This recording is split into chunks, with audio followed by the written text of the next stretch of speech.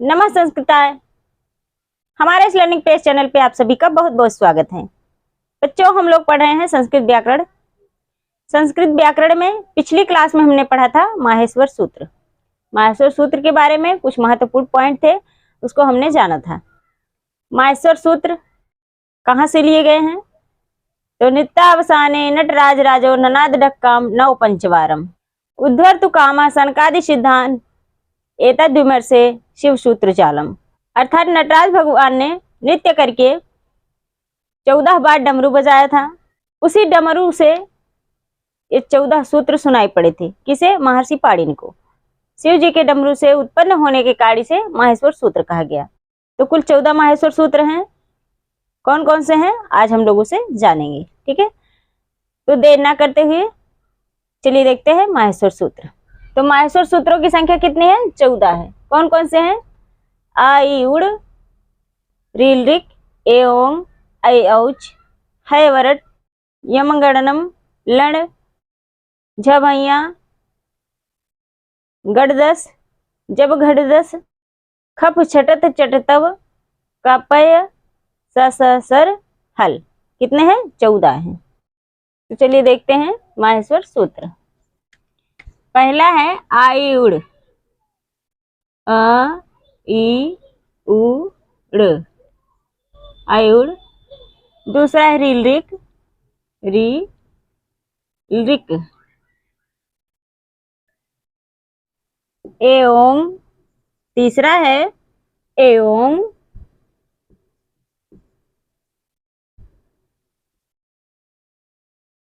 चौथा है आई औच।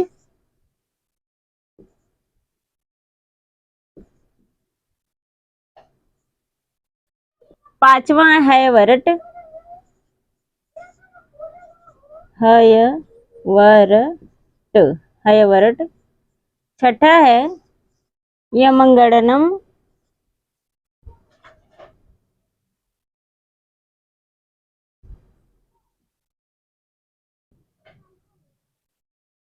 सातवां है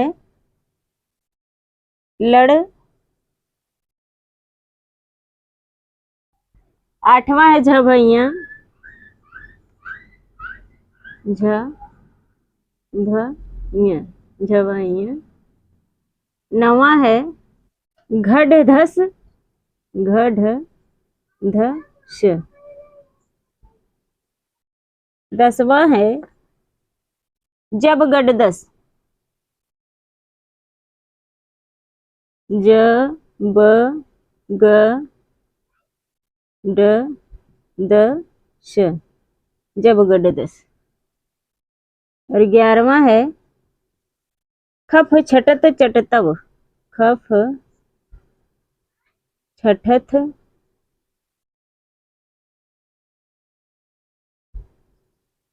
चटतव, खफ छटत चटतव। 12वां है कपय, कपय। 13वां है सर, सर। और 14वां है हल। तो ये हैं कुल 14 माहेश्वर सूत्र। आई उड़, रील रिक, ए ओंग, ऐ औच, है वरट, यमगणनम, लड़, झभैया, घड़ धस, जब गड़दस, खप छटत चटतव, कपय, सर और हल। तो ये कुल है 14 माहेश्वर सूत्र, ठीक है। तो देखो इन 4 में है 1 2 3 4। पहले 4 में क्या है? स्वर है। क्या है? स्वर है। जो पहले 4 माहेश्वर सूत्र हैं, पहले के 4 सूत्रों में स्वर है। और 6वें सूत्र में है नासिका। 6वें सूत्र में नासिका से उच्चारित होने वाले वर्ड हैं।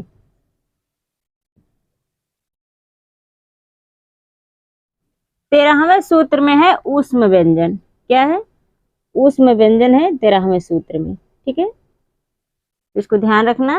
ये है 14 माहेश्वर सूत्र। तो 14 माहेश्वर सूत्र कौन कौन से हैं? आई उड़, रील रिक, ए ओंग, ऐ औच, है वरड यमगणनम लड़। जब यहाँ घटधस जब गटदस खप छटत चटतब कपय सा सर और हल। ठीक है, तो ये है कुल 14 माहेश्वर सूत्र। इसको ध्यान रखना, प्रत्याहार भी इन्हीं माहेश्वर सूत्रों से बनाए जाते हैं, तो इसको नोट कर लीजिए। तो चलिए देखते हैं प्रत्याहार। प्रत्याहार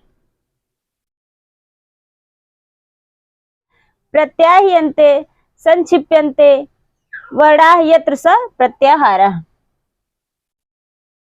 तो प्रत्याहार का अर्थ क्या होता है? प्रत्याहार का अर्थ होता है जिनकी सहायता से कम शब्दों में अधिकतम बात कही जाए उसे प्रत्याहार कहा जाता है। तो क्या है? प्रत्याह्यन्ते प्रत्याह्यन्ते संक्षिप्यन्ते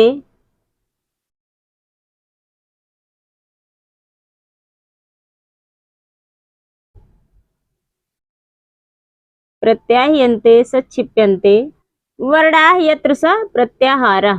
वर्णाः यत्र स प्रत्याहारः।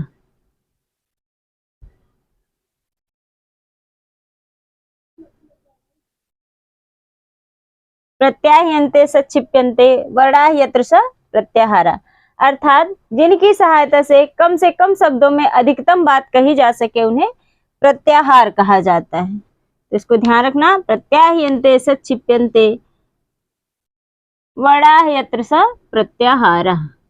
ठीक है, तो लिख लेते हैं, जिनकी सहायता से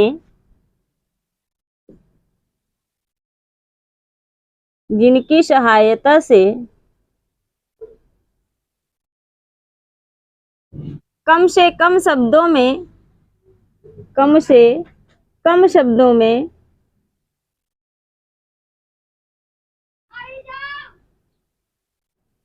अधिकतम बात कही जा सके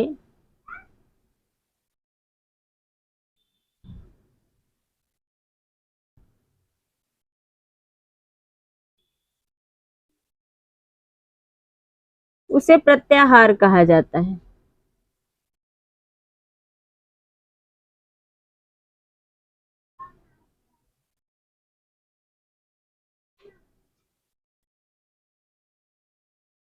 ठीक, तो यह है प्रत्याह्यन्ते संक्षिप्यन्ते वर्णाः यत्र स प्रत्याहारः। प्रत्याहारों की संख्या। प्रत्याहारों की संख्या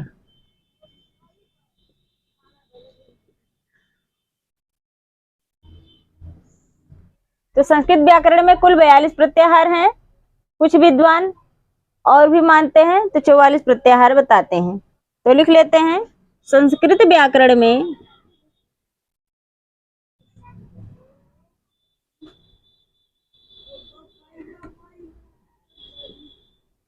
कुल 42 प्रत्याहार हैं। कुछ विद्वान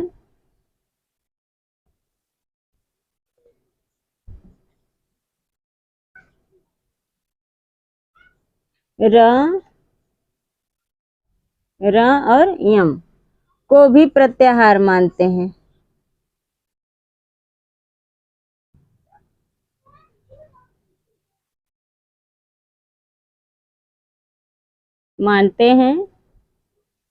तो इनके अनुसार